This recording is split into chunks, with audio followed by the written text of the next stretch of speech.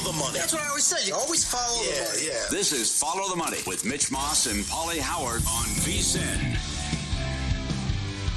Thanks for checking in. We're live in downtown Las Vegas from the Circa Resort and Casino. Very busy hour coming up. Bottom of the hour, the winner of Circa Millions out here will join us. Who better to ask for a Super Bowl pick, right, than the person who went 60, 26, and 4 against the spread this year at Circa Millions to win $1 million.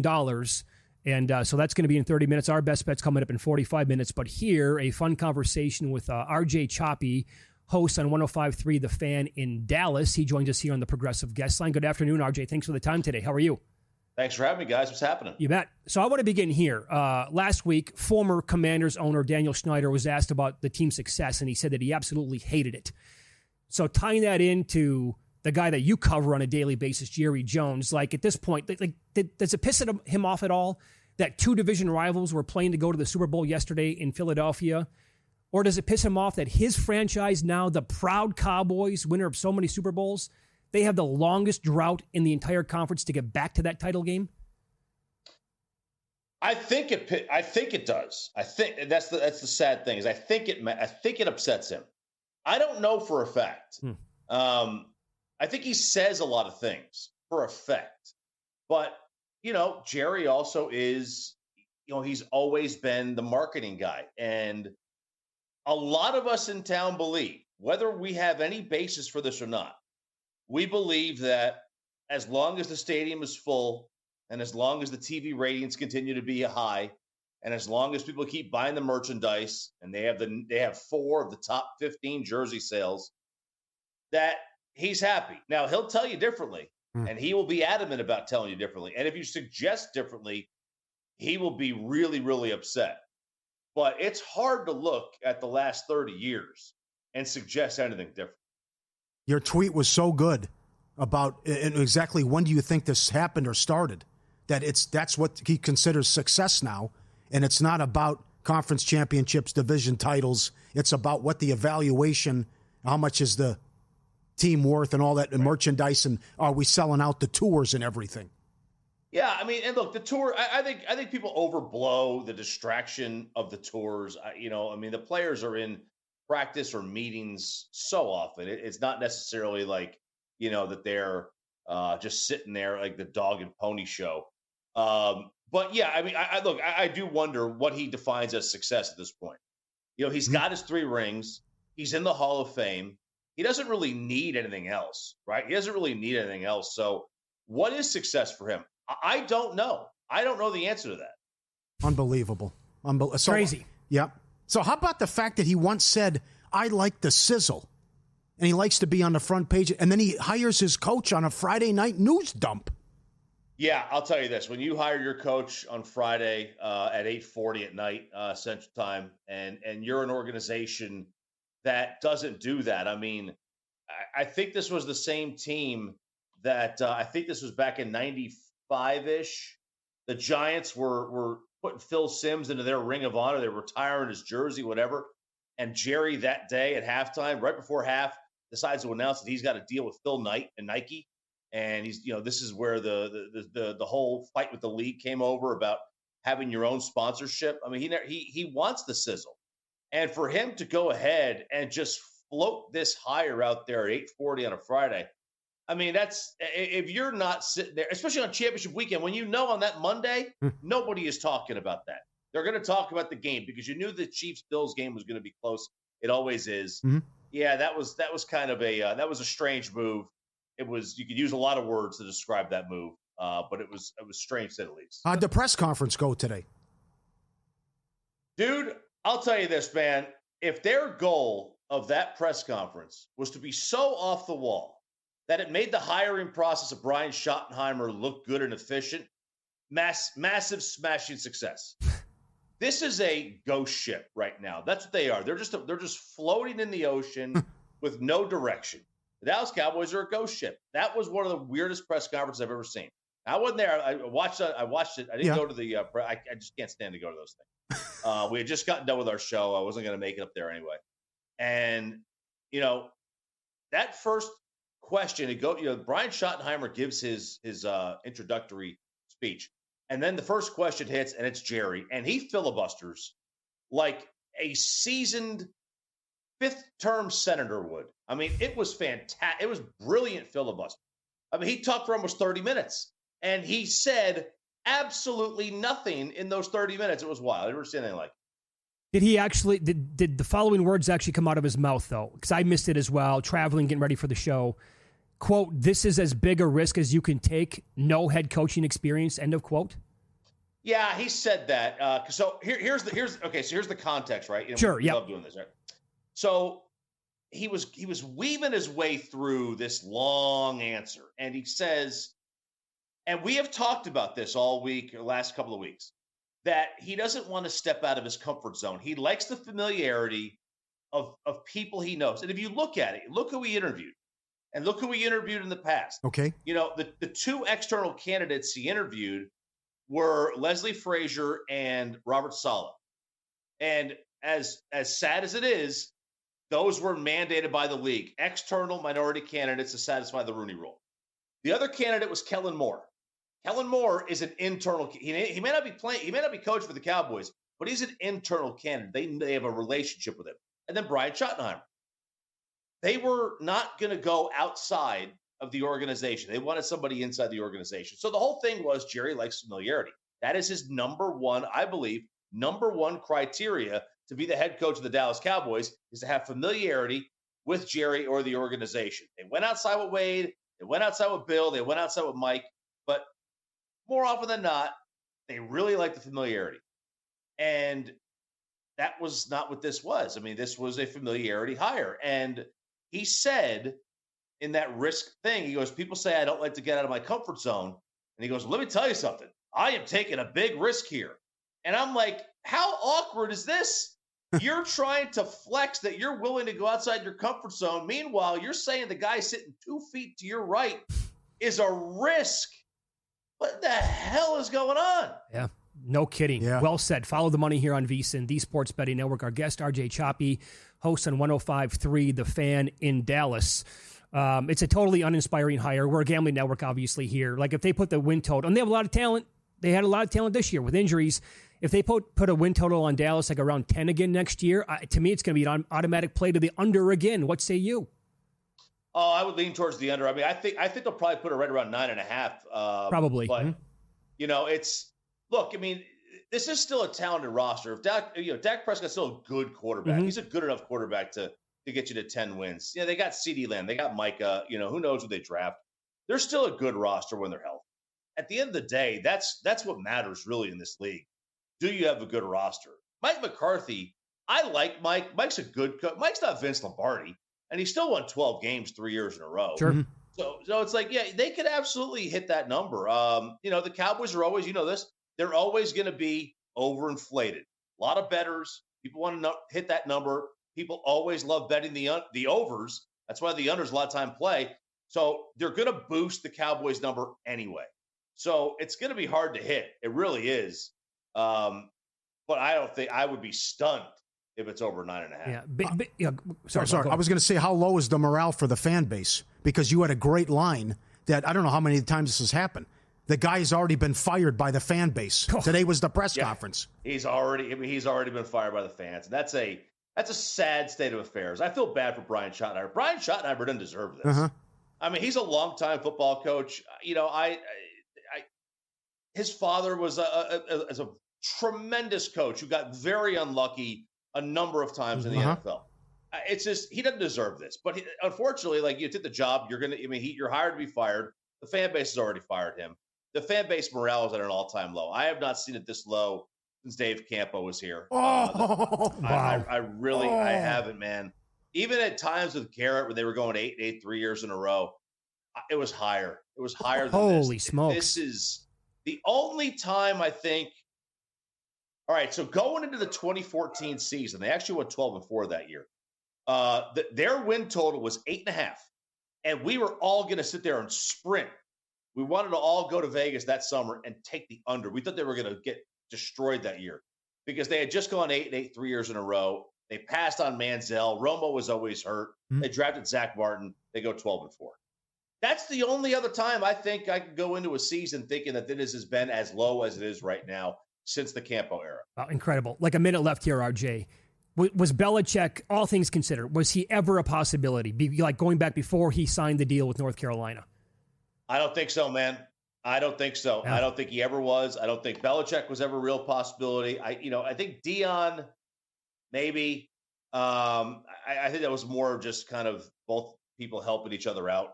I don't believe Bill was ever a possibility. If he was, I don't think he ever takes the Carolina job. I think he really wanted to be in the NFL. I think they really wanted Mike to come back, and then they kind of screwed around with Mike, and he said, "Guys, I'm out. I'm too good to be taking a 2-year deal or to be forced Jason Witten on me as my OC. I've won a Super Bowl. You're not going to do that to me." Yep. I think they got caught with their pants down. That's where they're in the position they're in. Yep. True or false? The Cowboys are the third best team in that division now moving forward. Yeah, true. There is a Daniels sophomore slump like CJ Stroud might have, sure. Like he kind of had, but yeah, true. Now the one thing is, nobody wins this division back-to-back years. That's true. You're happy to go for, so we'll see. Yeah. RJ Choppy, our guest here on the Progressive Guest Line. Follow him on X, and you can listen to him on 105.3 The Fan in Dallas as well. That was awesome, RJ. Thanks for the time today. We appreciate that. Thanks for having me, guys. Well done. There you go. Oh, man. And he is on X at RJ Choppy. It's really, really bad, man. Brian Schottenheimer. Of all guys. Oh, my God. Make the total 10. It's an autoplay to the under. It has to be. It's not going to go well.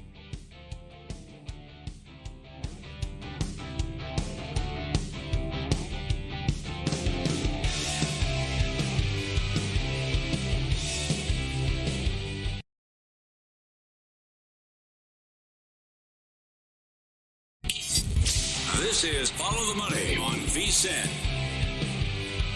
A couple things to get to here regarding the Super Bowl.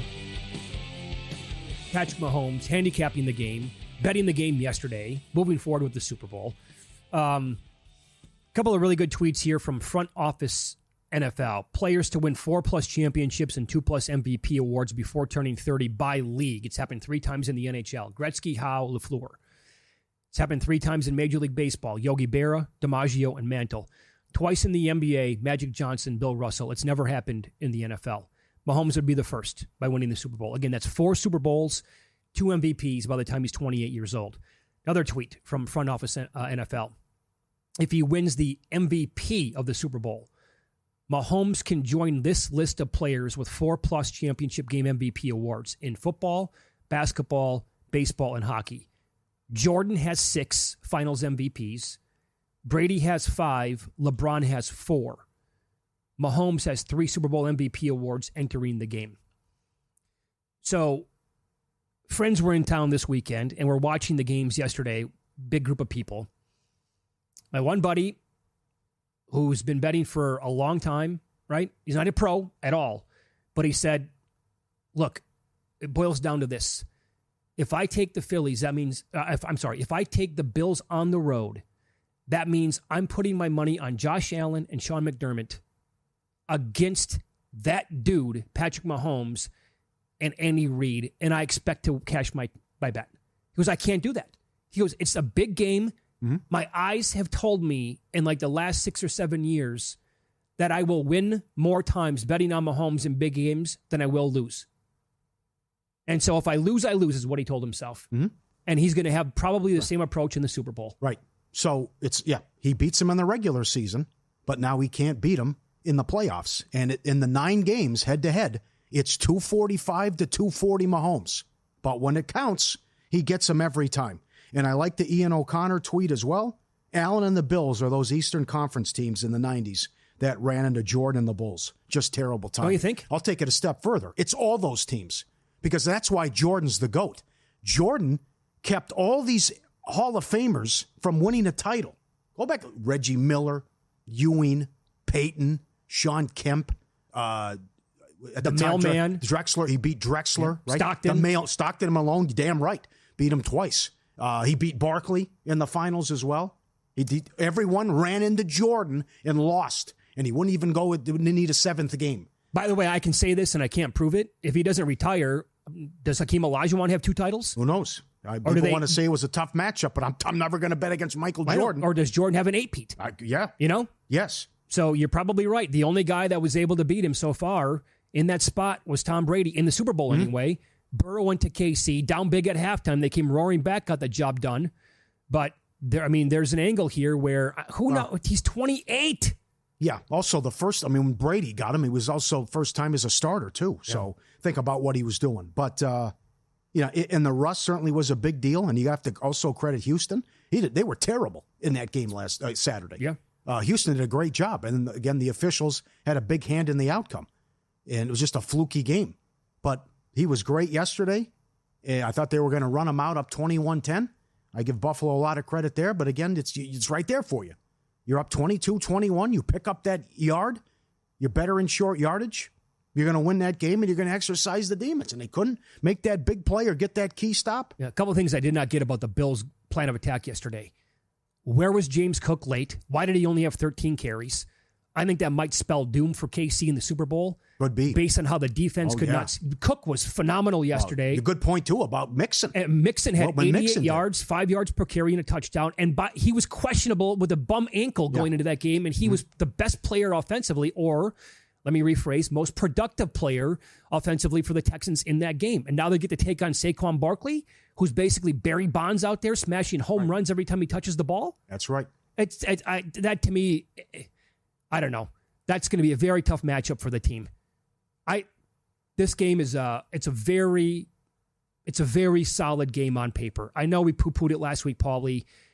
We can change our opinions, like I said earlier. I'm super excited about the game. It can go back and forth. It can make a case for both sides 100 different times. And 2 years ago, it was awesome. So the fact that these teams, they just get it done and find a way to win. And I love how Hurts played Sunday, and I love what he said afterwards about, hey, they opened it up for me. Sirianni, stopped being conservative, because certainly they have a ton of weapons as well, and that's how that should look. So again, as I said earlier and tweeted, you got a team that's 17-1 when they play the starters against a team that's won 15-16. So on paper, it's a great matchup. A thing too that was working to the up to the point yesterday for the Buffalo Bills, and it goes back to something we touched on last week. It was when their head coach Sean McDermott had lunch with Scotty Scheffler's caddy. Yes, right. And his caddy basically told him, look, Scheffler could go bombs away on every single hole, but we want to hit more singles and home runs. And that's the discussion that spawned into McDermott telling Josh Allen about it. And he goes, oh my God, I love the idea. Mm-hmm. So for a lot of the year, it was those line of scrimmage passes, wide receiver screens, dink and dunk. I'm not going to take my chances. I'm going to hit more singles. That's what they were trying to do yesterday. Right when they were getting back into the game and they took the lead, I told myself as it was unfolding, they're trying not to lose. Nothing was down the field. And for a long stretch of the second half, Allen went without ever throwing one pass past the line of scrimmage. And I know where was the aggressiveness, man? Sorry. And I know they had a good season, but I think they would have won the game if they had Diggs or somebody like that. Because it's just, Hollins, they hit a couple of Hollins and that's it? Yeah. How is this team that's the second worst team in the league against tight ends and you can't find Kincaid? And everything was shorter behind the line. That was a non-factor. Never even looked for him really in the game. I know. And then he's got to come up with that on fourth down. True. He's got to catch that ball. It's right there for him. I don't know. Maybe we're talking about Allen, and it seems likely that one of these guys will actually get through at some point. Like Allen gets there, Lamar gets there, Burrow gets back. Well, here's the thing, though. This is why it reminds me of Belichick and Brady. They're going to win the damn division every year. So it's, okay, we got Peyton now. Here comes Pete Carroll. He was introduced today. Now you got Harbaugh. Okay, it's a tough division. Carroll's an excellent coach. One at USC, one with Seattle. Peyton's got a Super Bowl. Harbaugh's great. Been to a Super Bowl, won a championship in college. Yeah. You can't let them win the division every year and get the 1 or the 2 seed. And the AFC North is super tough. So having a better record than the Chiefs might be a little bit difficult. But this goes back to the one team, right? The AFC East. The Jets are cooked. The Dolphins, I don't know what the hell's going to happen moving forward. Yeah. And the Patriots are a long ways away. Like the Bills should be able to win that division. And I like to say, well, then get the 1 seed. But they had home field last year. Right. Yeah. Well, last year was so bad. But again, these teams become unraveled and they lose their minds. What Monken did in the title game, how Buffalo lost to them as well. You can't beat yourselves. That's the other thing. we're going to kill the officials here all week. And it's just, I'm sick and tired. Every single big game, it comes down to a big call that goes their way. But to win 17 straight one-score games and then in 12 straight playoff games, the opponents had more penalties? Well, they're undisciplined. Okay, cut it out.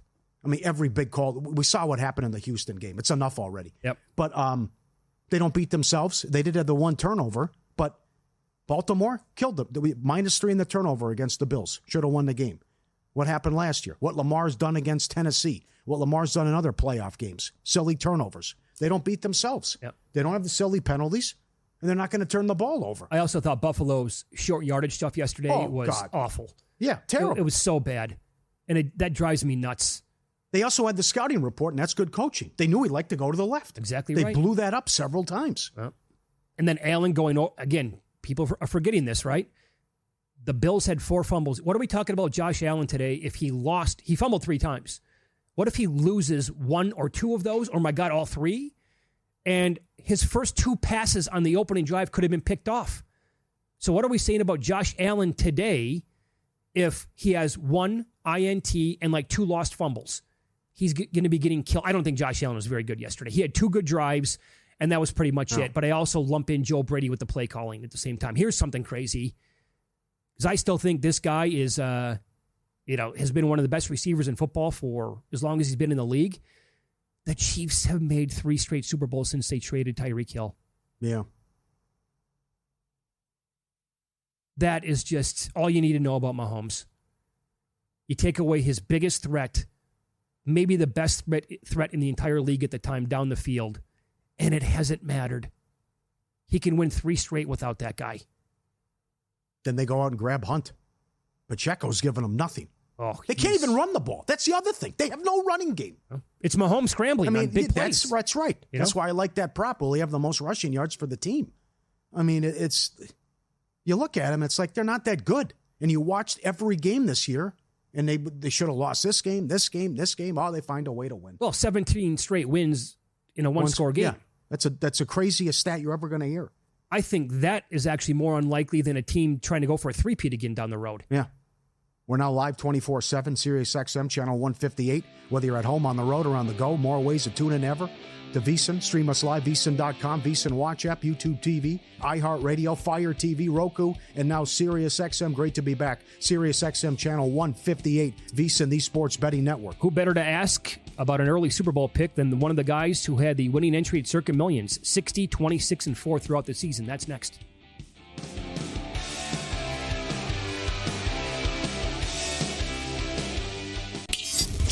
This is Follow the Money on VSiN. You're going to get a lot of content, a lot of picks, a lot of opinions, obviously, on the Super Bowl coming up over the next 2 weeks. But we thought here, who better to bring on for maybe an early prediction than one of the gentlemen who was on the winning entry of Circa Millions this year, winning $1 million by going 60, 26, and 4 ATS throughout the season. That is remarkable. That was close, I think, to setting the all-time record at Circa Millions. And Daniel Skubal joins the program now, and he is on the Progressive guest line. Daniel, thanks for the time today. We appreciate that. First of all, congratulations on the incredible regular season that you guys had. Happy to be here. Let me make sure I get this. Or which side is it on? There it is. Million. There you go. Just don't want to leave that out. I don't get tired of hearing it. No, it's a sharp-looking jacket. You look really good in that as well. How many people, by the way, overall were on the entry? We had a total of 3 people. It was myself, 2 coworkers. This is the 3rd year that we've done the contest. We've only done Survivor before this, and one of the guys was like, hey, let's switch it up. Let's add in Millions this year. And it kind of wasn't as interesting to me prior to this year, but I mean, as the contest went along, having the opportunity to win quarterly prizes, everything like that, it was a lot of fun, but I feel like Survivor is a little more like crack, and you see just the big number, and that's what's enticing. So are you a pro bettor, or the 2 other guys on the entry, are they pro bettors? Not pro bettors. We are heavy bettors, let's say that. So any chance any of us get, we bet on games every weekend. That's all we talk about really outside of work is sports gambling. I was just in Colorado this weekend. First stop for me was a gas station to buy Powerball tickets. It's just kind of what I love to do, is to have action on something.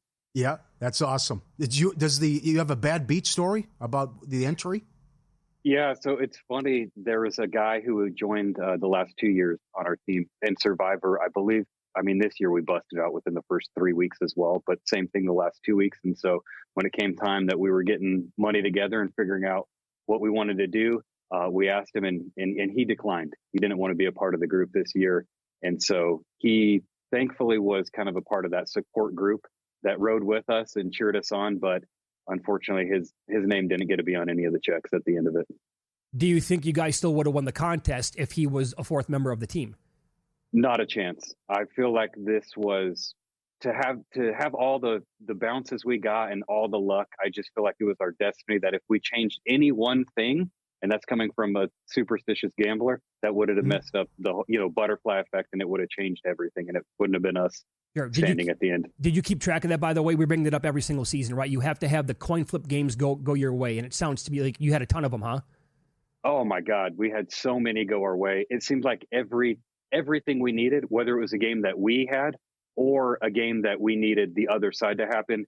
I'm a prisoner of the moment, so I can bring up some from kind of the end of the year, but what Drew Lock did in week 17 to beat the Colts, so many people had Colts -8, and for him to go out there and throw 4 TDs and run for another one after, who Drew Lock is, of course, he's so inconsistent. He came from the Broncos. I'm a Broncos fan. So it was just funny to me that a game like that where he just kind of took Superman form and really helped us out. You only had one bad week when you went 1-4. Did you have immediate success also? We had a week 8, we went 1-4, and then week 16 we were 1.5. We had only one win and one tie. Week 8 was particularly brutal. So we started out the first quarter being 50%, which I kind of fully expected for the whole season. That gambling enough that you just aren't going to stay hot for long, and you're kind of just going to be a coin flip, however you take it. But week 5, 6, and 7, we were perfect, 5-0 each week. And that was the start of the quarter. So we were sitting pretty for the quarter. And then we just kind of melted in week 8, only got one right, redeemed ourselves in week 9 with another 5. And so that quarter, we ended up tying for second, a half point behind the leader to win the $150K for the quarter, which at that time I thought was, it was the greatest thing in the world. It was so amazing. I couldn't, foresee what would happen towards the end of the year. You won that quarter. You split $150,000 like you talked about, then $1 million prize at the end of the year. Damn, that's a hell of a season, obviously. So overall, again, take us through that stretch. What was it, a 5-week stretch? Did you say that you had 4 separate 5-0s in that stretch?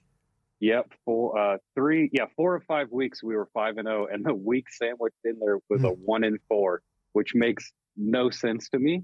But it happened, and then we had one other 5. Week 15 we hit 5, and down the stretch we had a lot of 4-1 weeks that really just kind of carried us. That's an incredible run, obviously, one of the hottest you're going to talk about. Were you guys betting your plays at all on the side on top of that and crushing it, or were you just in for the millions?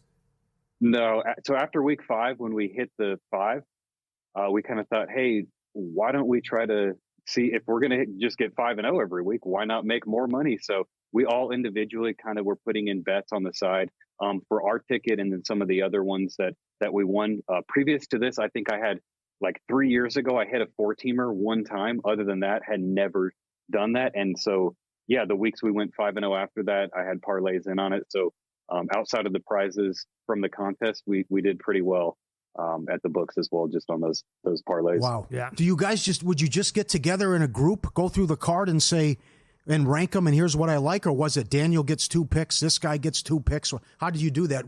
How you arrive at your 5 selections? So every week on Wednesday, we would all kind of just look through the games, and everyone would just throw out some games that before the official lines came out. We didn't really have a set number. Sometimes I would only suggest 2. Sometimes some of the other people would suggest 5 or 7, mainly just whatever, everyone felt good about. And then we'd wait for the lines to come out and see if that changed, or if there's any injuries or anything like that could potentially change our picks. But from there, what we would do is we would take the games that we all had in common, and those would kind of be lock-ins. If there was any games we were on both sides of, we'd automatically throw those out. and then just by process of elimination, just kind of fill in the gaps for the other 5. But it wasn't like we were doing any sort of, it was all gut, I feel like, more than anything. Not a lot of like research into statistics, nothing like that. We're all huge fans, but it was all, gut and feeling. Wow. It's Follow the Money here on VSiN, the Sports Betting Network. Our guest is Daniel Skubal, part of the team that took down Circa Millions this year, 60-26-4 overall record. Astonishing, and you're hearing how well they did throughout the entire year. Did you ever have a season or a week, maybe, Daniel, here where bye weeks are included? You were on one side of a game, another guy was on the opposite side, so you draw a line through that, and it just came down to, I guess we have to settle for this game, and you'd get it right anyway? No, never. It never came. It was so easy. That's where I kept thinking, like, this has to be almost scripted, because it just felt like everything fell into place, even as far as us agreeing on picks, and then the games would happen, and everything would bounce our way, or it wouldn't happen if it needed. It was just insane that I really felt like the gambling gods were just like carrying us the whole time, that whatever we did, it was going to be the right thing. What a rush it must have been. My goodness, to enjoy it for like almost 4.5 months like you did must have been incredible. So have you had a chance to talk about the Super Bowl number yet? Side, total, any props with your partners, or anything on your own that you really, really like so far? I was on Chiefs yesterday, so I'm a Broncos fan. So I hate that they are as successful as they are. It's kind of, fatigue of they do it every year. But I just don't see how. My wife got really mad at me. She bet Bills yesterday and I bet Chiefs. And it's like, how can you, at this point, with everything that's happened, Mahomes, the refs, Reed, everything, like, how do you bet against them right now? I agree. Yeah. Is that going to be part of your betting strategy when they play the Eagles in 2 weeks then too? It has to be. I can't get off them until in the playoffs or in these one possession games until they show me otherwise. I'm just going to keep putting them down and keep cashing tickets. All right.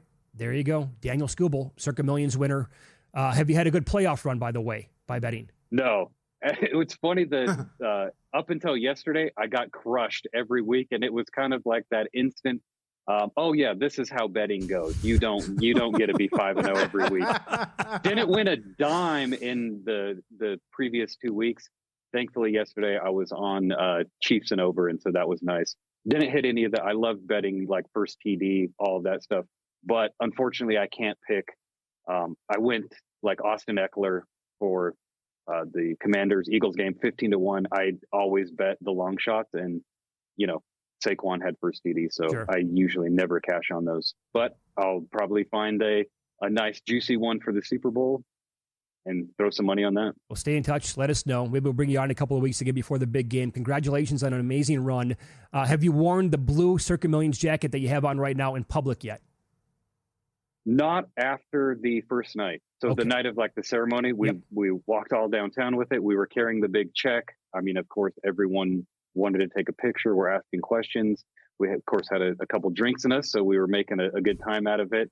Up until today, it's been in the closet other than when friends and family come over just to kind of pull out and show them. Very cool. Good job by wearing it today. Thanks for the time. We really appreciate that. Big fans. Thank you guys for having me. I appreciate it. Yeah, there you go. Be good. What an amazing run. What a great story. 5-0, 5-0, 5-0, 1-4, 5-0. Piece of cake. It's had the one bad week. That's it. That's insane. Oh, God. He's just laughing. This isn't supposed to happen. It won 4-teamer. Now it's 5-0, no problem. That's a B. In pocket plays coming up next here on VSiN.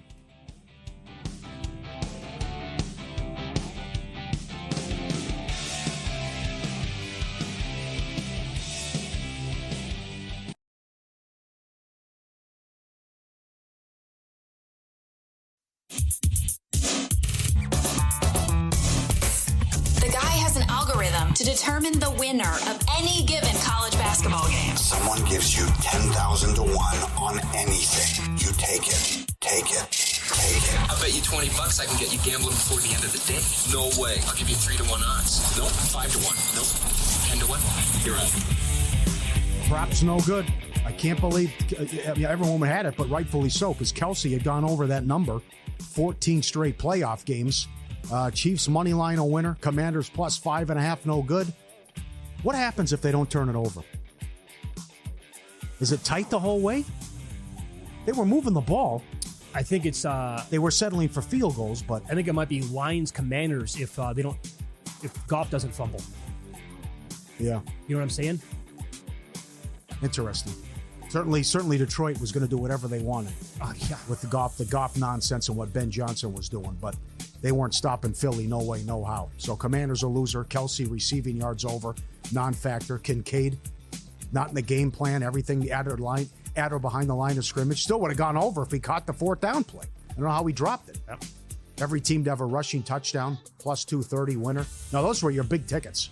And congrats to the guy who had the 560-1 rushing touchdown in every quarter, both games. Oh, and you just missed your 90-1, 2 rushing touchdowns. Mm-hmm. I can't believe it. 55 points out of the Eagles, but not a field goal. Every team to kick a field goal, loser. McLaurin, most receiving yards in the Washington game, no good. Ertz, 17-1. Longest touchdown under 40.5 in the AFC title game, winner. Largest lead, 14.5 in both games, split that. Mahomes, no interception, winner. And Friday, goal in the first 10, Flyers and Islanders, no good. So the Flyers have been good to us on a 12-1 run. That was a loser. All right, to all the new stuff, that's all the graded. We're going under 2.5 turnovers in the game, minus 150. 8 games in a row, the Chiefs hadn't turned it over. Mahomes had the fumble. So it's 1 turnover in their last 9 games, and the Eagles have played clean football in the playoffs. They're going to be 3 turnovers? I'll take my chances. Longest made field goal in the game, Chiefs even money. Both teams to make a 33-yard field goal, even money. Taking a shot here, it happened 2 years ago. Octopus, 13-1. 2-point conversion plus 255. And you have to go Mahomes over rushing yards, 28.5. Of course you do. There you go. Good luck out there. I like it. You're on board with a lot of bets already. Yeah. It'll be a fun game. All right, Chiefs money line, that got there, minus 120. Barkley longest rush over 20.5 yards. How did that feel? One right away. I felt actually bad for Washington at that point. You felt bad for Washington? Here's why. I mean, it was great. It was like, okay, that's an easy winner. But Washington had an 18-play drive, converted 2 first downs to open the game up, settled for a field goal. First play from scrimmage, 60 yards, right in your eyeballs. How does that taste? And then the fumble, another Barkley touchdown. Were you surprised he kicked 4th and 3? I was. Going for it twice? Of course. I couldn't believe he kicked it. I was. 4th and 4, 4th and 3, whatever it was? I wasn't stunned, but I was surprised for sure. Yeah. It's unlike them. They go for it like in every single 4th and short situation. So, okay, Kincaid again. They didn't even really go to the guy. No, I couldn't believe it. There was no game plan for Nothing. Kincaid. It was all underneath stuff to Shakir and had crap. the early catch, and that was it. Oh, P-Ryan. Oh, never in doubt. Yes. Okay, so that's a winner, over 8.5. But look at the losers, though. Over 1.5 catches, plus 150, no good. Over 2.5, plus 470, no good. Over 19, that was 17 yards, by the way. He could have broke that for like 50 if that guy doesn't get him. Over 19.5, plus 260, no good. I only saw him on the field for one other play. I maybe missed something. But that's a game where you're going to be passing the ball a lot because the Bills aren't going away. They take the lead, they tie it back up. They're awful, slowing down running backs in the air, as we all know at this point. And P. Ryan's like you're passing. I don't know. If I make the case for P. Ryan in the Super Bowl, you have permission to throw like coffee in my face, Paul. Right, hot coffee. I can't do that. As for tonight, I bet this on the overnight number. Iowa State, it hasn't moved much. Still worth a bet at 152.5. I bet over 151.5 with Iowa State and Arizona. I didn't like Arizona. Iowa State did not play a good first half against Arizona State. No, they did not. And then it's at that great angle where you bet the team that's unranked, that's favored. Get ready for Big Game 59 with a big deal to match. Save $59 off the VSiN Pro annual subscription when you sign up using promo code FTM. Become a VSiN Pro annual subscriber. Bet smarter all year long. Every best bet, every host, every guest. The betting splits from DK and Circa. 24/7 video access. Tune in anywhere. Great dog videos as well. And our upcoming Super Bowl betting guide and the March Madness betting guide. VSiN.com/subscribe. Promo code FTM. $59 off. Get it now. Today was a busy day. So you had the reaction to what happened yesterday. The Raiders introduced their new GM and Pete Carroll. Jacksonville introduced Cohen, and the Cowboys had their bizarre press conference introducing Schottenheimer. And RJ Choppy was so good. Now it all makes sense about how he doesn't want to go out of his comfort zone. No one wanted this guy. Never been up for a head coaching job. Okay, we'll go Schottenheimer. Incredible. And it was a Friday night news dump. And then for Stephen Jones also, during the press conference, in air quotes, did some fans talk about, the drought. It's like, yeah, kind of a big deal. You have the longest drought now in the NFC the day after Washington played Philly in the NFC title game. Yeah, is he trying to say like it's not a thing, like it doesn't exist? Yeah, right. Yeah, RJ said off air, went over like a fart in church. It's like you brought it up, and then he did the air quotes with it. Like, the fan base brings it up. I don't know why. Probably because they're pissed off. I don't know. Did Cubs fans ever talk about the curse? Or how about the Red Sox fans before they finally won in 2004? Was that kind of a big deal or no? You're the Dallas Cowboys. Yeah. Haven't made it in 30 years. That's it. He's content. He doesn't really care. RJ's right. Well, what he says, he doesn't care. If he cared, he'd go and hire a big-name head coach. No, morale's as low as Campo? Belichick was never going to happen, he said. Well, the never other thing, going to happen. But apparently, you said you talked to Dion. You talked to Kellen Moore. You said you talked to Pete Carroll. How do you arrive at Brian Schottenheimer then? You're the Dallas Cowboys. Yeah. Come on. So I'm looking right now at the Cowboys schedule for next year. Schottenheimer, obviously, about as uninspiring as a hire as you can get. Great line. He's already been fired by the fan base. So here are their opponents' non-divisional games. On the road, they play at Carolina. It might be a little dicey. They're at Chicago. Ooh. They play at Denver. They're at Detroit. They're at the Raiders. And they're at the Jets. Home teams that they have outside of the division. Should we do the Mike and the Mad Dog back in the day? Oh, that's a win. That's a win, dog. That's a loss. That's a loss, dog. If you would like. Okay. Would you like to be Mike right now? Okay, I'll do Francesa. Okay. Chargers, Mikey. That's a loss, dog. Chiefs at home. That's a loss, dog. No one in that's for damn sure. Boy, oh boy. With their overall home record, think about this. That's right. I'll bet that, Brian. The non-divisional Cowboys home games next year. Chargers, Chiefs, Cardinals, Packers, Vikings. And they play, as I said, and there's some weaker opponents. They play out here against Las Vegas. They play the Jets on the road. They also play at Denver. They're at Detroit. At Chicago. I make the win total 10 right now. What do you do? Oh, come on, please. Okay. In that division? I think RJ's right. I also think Washington has something special going here now. Oh, so do I. I don't think we're going to... Daniels might not repeat this year. Yeah. I don't see a big drop-off like Stroud from last... Okay, so does 9.5 sound about... Because they're still talented. They're still good. 9.5 the right number? It's got to be taxed, but I would say normally 8.5. They are the third best team in that division. I don't think that's up for debate. They have, the third best quarterback in that division? Ooh. I like what Sirianni said after the game. He kind of takes a lot of abuse, but all he does is win. Hurts. I would feel really good if the Eagles can win the Super Bowl, and I'd feel good for Hurts. Hurts is a lifelong winner. He's a good quarterback. Yeah, every stop, yeah. The only thing... Every stop. I guess what's the blemish? Getting yanked at halftime of the national title game, they put in Tua, and he comes back and he leads them to a victory? Is that the one? He was great 2 years ago. He just had the fumble before halftime. And that wasn't on him. It was bizarre. He was awesome. I know. Yeah, I know. He was great. Could have won the MVP that year. Would have, yeah. 3 rushing touchdowns, 300 yards passing. Yeah. But look at their record. I mean, playing through injury. One of the last loss, he got hurt, concussed. I like what Sirianni said, but I also like what Hurts said even better. Open it up. Let's go. Stop being conservative. This is how we should play. Mm-hmm. But you're not facing that Washington defense, though, in 2 weeks. But I love what I saw from Cook and Buffalo. I mean, you would think Barkley should have a day. They should be able to run it on him. And I don't think Kansas City can run it on him. I want to know how the Chiefs' offense is going to look against this Eagles defense.